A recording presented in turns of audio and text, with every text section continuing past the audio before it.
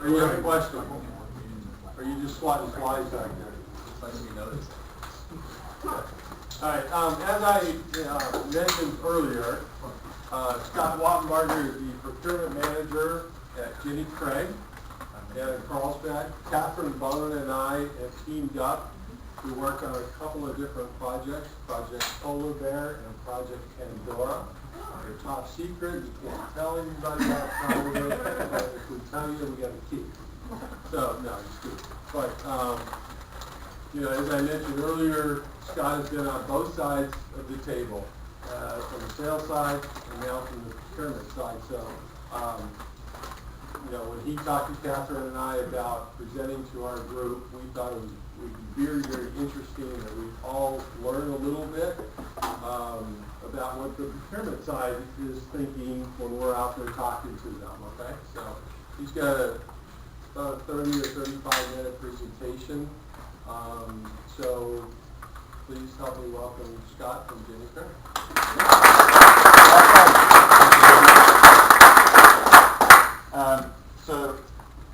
What we're going to talk about today is we're going to go through how this all started, quickly go through the paradox, quickly go through the salesperson's perspective, and then really talk a lot about, with the last two bullets, the buyer's perspective and the human process. So how this all started.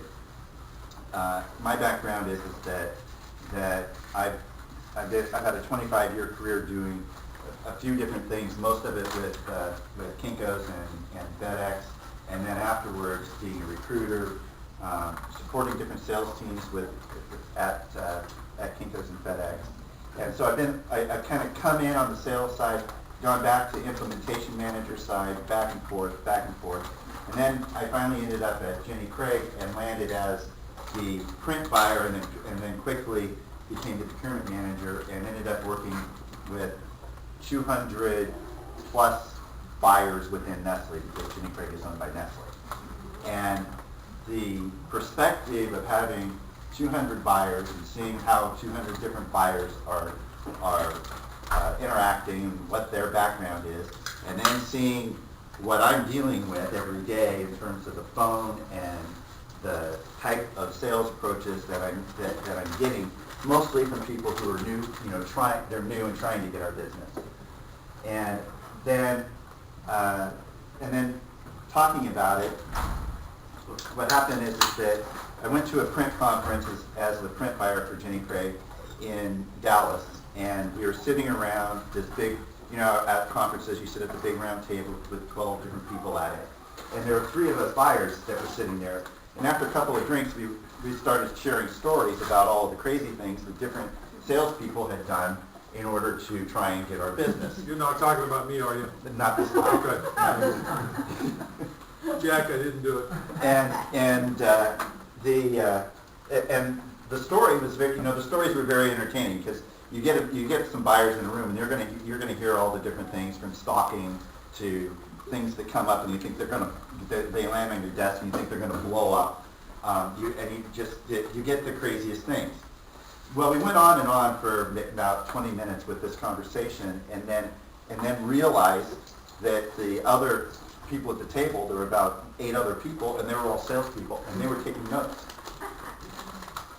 And they were completely fascinated by what our perspective was. And they said, "Oh, you should write a book." And then I thought, "Oh, that's entertaining." And then a year later, the same conference was in New Orleans, which is why I put that there. That's not Dallas. But those same people came up and said, "Well, did you do anything? Did you take it?" And it was like, after a year, you remember me, you remember what that conversation. So then I started to take it seriously, and then so I started to jot down notes, and I started to publicly talk about it, and then that's what led to this. We're in the very early stages. I am writing a book. I'm gathering stories, and I have been talking to people for about a year, going through and putting together these different perspectives and bouncing it off people, and that's what I'm doing now. This is still in the beta version. I'm not getting paid to do this yet, but hope to soon.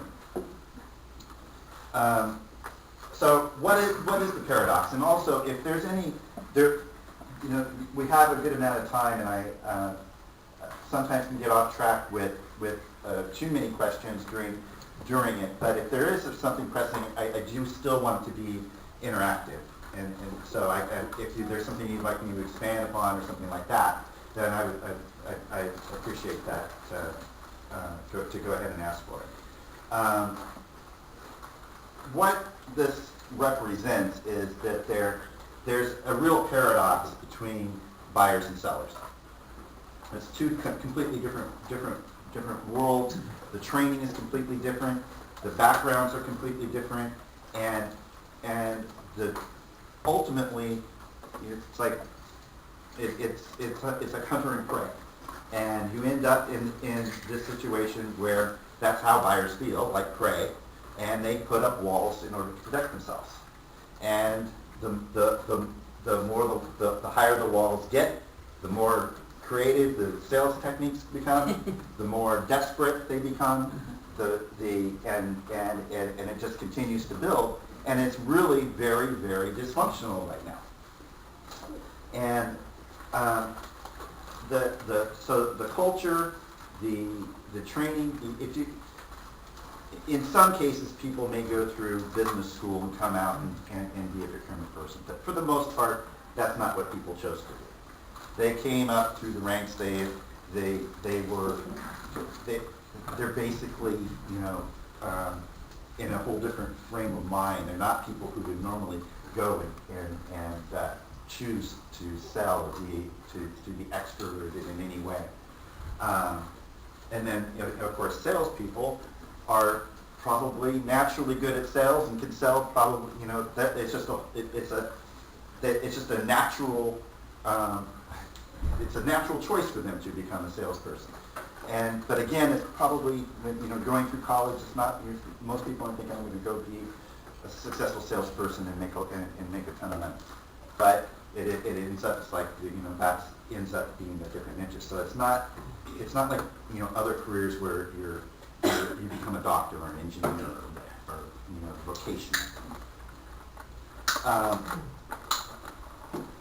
As you all know, that just kind of pointing out a little bit of the differences. Salespeople take risks. They're numbers driven. They're trained in all kinds of different ways. Probably what you're talking about today in your training is what can you do? How can you better present your products? How can you influence me? You have all of this training on how to influence myself and my counterparts. We don't have it. We don't get together and figure out how we're going to deal with you. It's not that.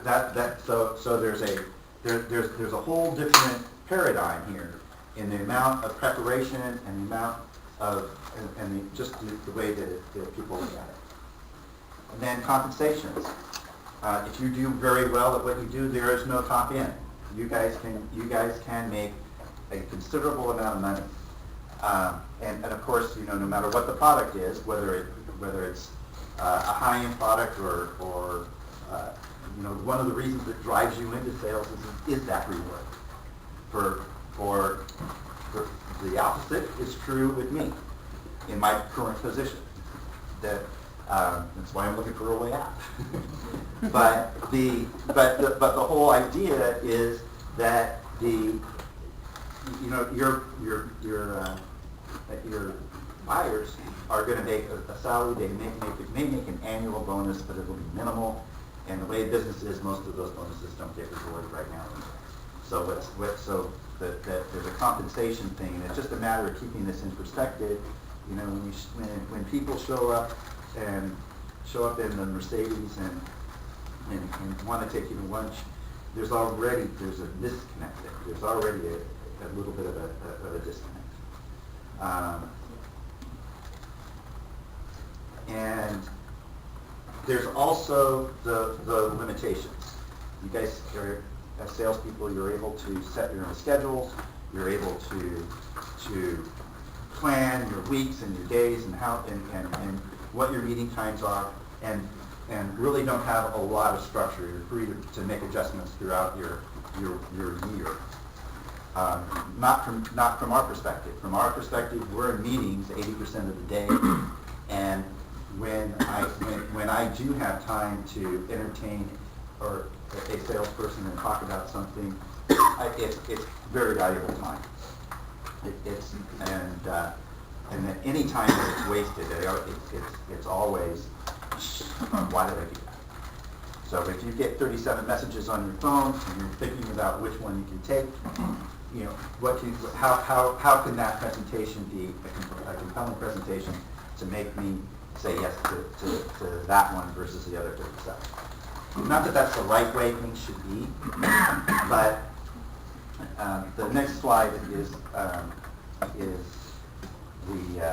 kind of a representation of how it is to, if you think of being the buyer. So I'm going to play this.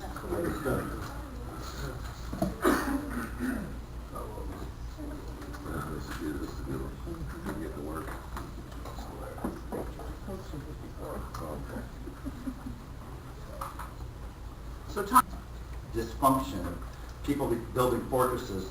You know, right now, even coming in here, you don't have a receptionist anymore. So anybody who was trying to call on you is going to walk in and you know, there's no way in.